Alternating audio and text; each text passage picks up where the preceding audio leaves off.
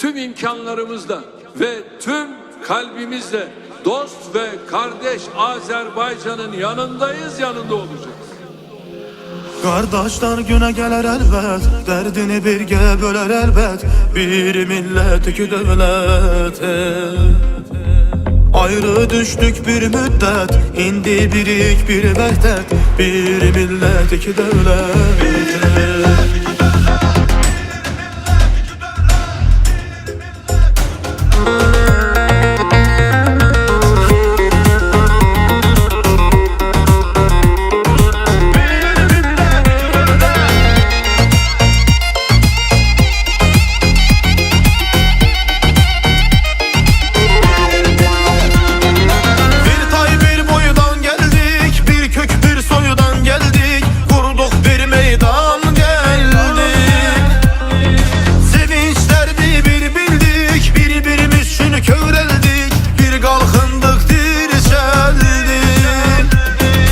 Kardeşler güne gelir elbet, derdini birge böler elbet. Bir millet iki devlet.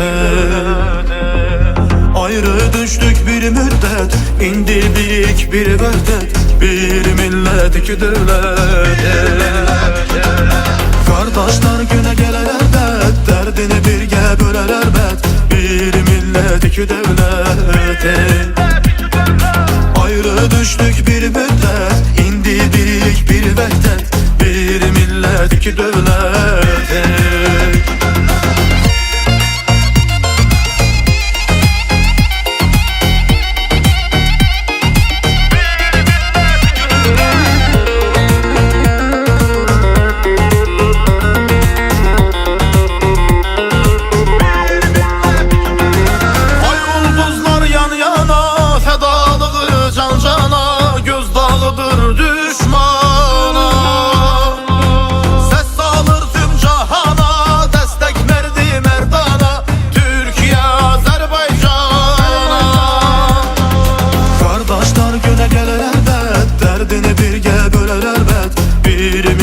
İki devlet. Ayrı düştük bir müddet, indi birik bir vehdet. Bir millet iki devlet.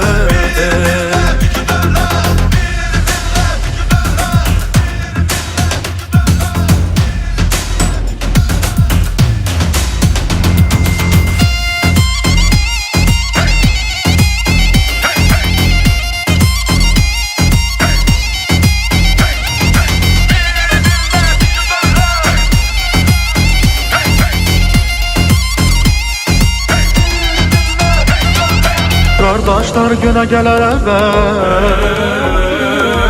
Bir millet iki devlet. Ayrı düştük bir müddet, indi birik bir vehdet. Bir millet iki devlet.